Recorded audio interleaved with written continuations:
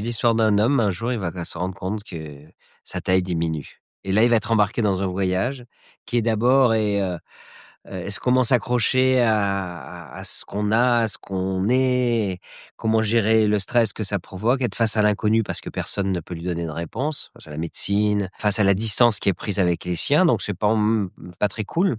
C'est un peu un cauchemar. Et petit à petit, devoir vivre cette aventure qui devient initiatique parce qu'à un moment donné, il rentre dans un autre monde. Si vous étiez grand comme ça, la perception du son, des choses et votre adaptabilité, votre adaptation, donc c'est un conte, mais qui nous parle de l'impermanence des choses, de ce que l'on est, de notre rapport à la vie. C'est un conte un peu métaphysique, mais c'est aussi un film d'aventure, parce que c'est une aventure, vertigineuse, quoi. C'est de la science-fiction, mais on bouge pas de chez soi. Et Jean et Alain Goldman sont venus me proposer de faire ce film. C'est vient d'eux, hein.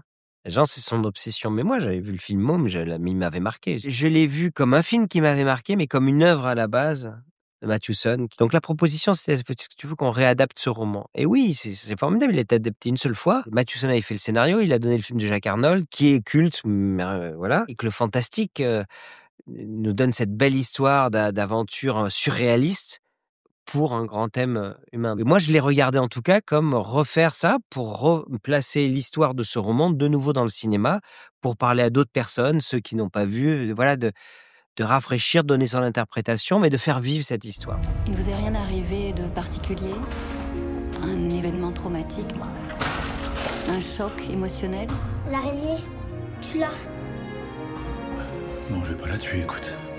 C'est utile, les araignées, tu sais. Quand on se dit qu'on va faire ce film, on peut se dire, on va le voir, il est là, puis on va passer à un autre point de vue, il est là. Non, en fait, l'idée de mise en scène, c'est en fait, si on veut rester avec lui, il faut être radical. Il faut que tout ce qu'il ne peut pas voir, on ne le voit pas. Et il y a 2 plans, je pense, dans le film pour suivre un peu des personnages où il n'est pas dans le champ. Mais à partir d'un moment, si on voit plus les personnages parce qu'ils sortent de sa vie, on saura jamais, même si ça aurait été important, ce qu'ils sont devenus. Et de l'autre côté, donner la sensation quand la caméra est à sa hauteur tout le temps. C'est-à-dire être vraiment très littéral dans cette idée-là. C'est pas l'homme qui rétrécit, c'est l'homme qui vit dans un monde qui chaque jour s'agrandit. Et c'est le cinéma est cognitif, donc ça change l'espace du son. Si vous êtes grand comme ça ici, votre petite voix résonne comme une cathédrale et ce décor devient un truc unique avec ce micro, avec d'un coup c'est ce truc qui fait 200 mètres. Et ça, j'adorais cette idée-là. Et qui c'est un décor qu'on voit au début, dans lequel on se balade de manière de voir, voilà, c'est juste une cave.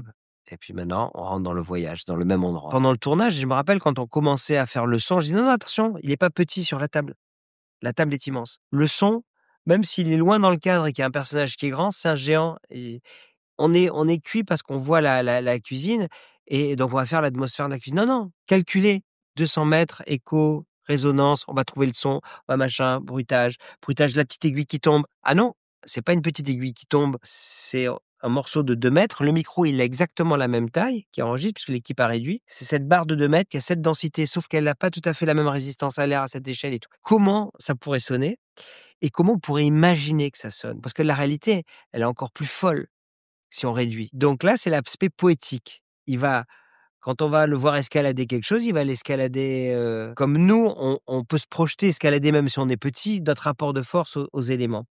Et on va le tourner comme une scène d'escalade sur l'Everest. Et on va la vivre comme un film où le mec donne tout, par exemple, dans une scène d'escalade. Mais en fait, il escalade là. Et ça, je trouvais que c'était très symbolique de ce qu'on vit intérieurement et de ce qu'on est dans le monde. On fait un effort surhumain pour des choses essentielles pour nous. Et notre impact, notre place, et notre impact, il peut l'être autour de nous, l'importance qu'on se donne en tant qu'espèce sur la planète, voilà, tout ça, ça nous fait, ça remue dans cet espace. Et après, j'ai essayé de tourner le film, en fait, comme si j'étais tous les jours une machine. Réduisez l'équipe, voilà, et il fallait pas leur marcher dessus, ils allaient sur le plateau et ils faisaient des plans. Ça mange les moustiques.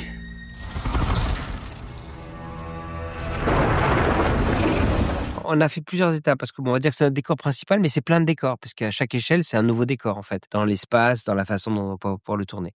Et donc pour ça, la méthode a été vite de pouvoir visualiser ce que ça pourrait donner. Donc moi j'ai demandé à ce que le décor soit mis sur Unreal, ça nous servira à faire la prévisualisation, donc un logiciel avec l'espace. Bien sûr, on a discuté, fait des plans, regardé. Et à un moment, j'ai dit, OK, maintenant la cave, on la met dans un casque de réalité virtuelle et moi, je marche dans le dedans. Maintenant, 2 centimètres, je me téléporte sur ça. Qu'est-ce que je vois? Ah mince!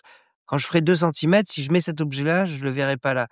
OK, on note. Et je faisais tout le film, toutes les scènes avec tous les endroits où ils étaient. Et petit à petit, on agençait la cave, qu'on comprenne l'espace, le créer. L'aquarium est là, la caisse est là, la lucarne est là, l'escalier est là, et on n'est pas perdu. Et une fois qu'on a fait cette chose, on a fait une prévise.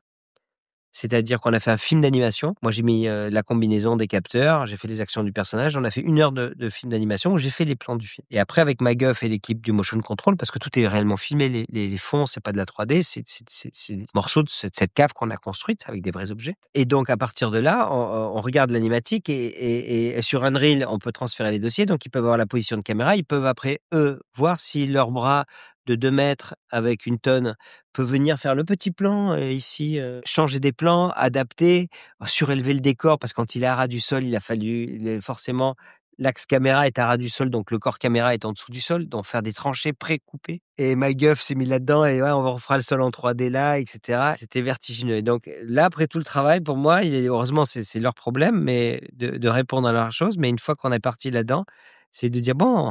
Maintenant, revenons à l'essentiel. Quelles sont les émotions du personnage dans la scène? Tu te sens comment? Tout va bien, chérie. Tout va bien, tout va bien. Il y avait des difficultés, mais les difficultés, c'était pas vraiment ça. C'est-à-dire que ça, je pouvais le préparer. C'est-à-dire qu'il a vu l'animatique. C'est à un moment donné, quand il est arrivé même sur fond bleu, il savait où étaient les choses. Et puis, grâce au système de détection de mouvement de la caméra, quand Jean était sur donc fond vert et puis avec ses objets tout ce qui touchait, lui, dans le retour après la prise, il pouvait voir ce qu'il regardait. Donc, on pouvait nous voir que si vous voulez regarder là, il fallait déplacer une croix, bouger une perche, s'il avait des repères comme ça dans l'espace. Mon travail, il était plus de l'aider à se projeter et de le guider dans ce qu'il voit, de ce que va être le plan au final. Parfois, on parle plus de l'émotion, de la précision. Là, les émotions, c'est plus radical quand c'est de la survie. C'est-à-dire qu'à un moment donné, il n'y a pas la dimension psychologique, elle s'effrite assez vite, après elle revient un peu sous forme de folie, donc on discute de certaines choses, ou comment garder prise avec le réel, quelle émotion faire sortir, quel vertige un peu auquel penser. Moi, mon angoisse, elle était technique d'un côté, mais elle était que Jean, qu'elle allait se retrouver sur des fonds verts sans partenaire pendant 6 semaines, à un moment, il soit perdu, quoi. Et donc, j'ai travaillé à ce que ce soit au mieux, mais j'ai découvert quand même que lui s'est éclaté, en fait. Après, j'étais rassuré au bout de 8 jours. C'est quand je l'ai vu se détendre, en fait, au lieu de se tendre.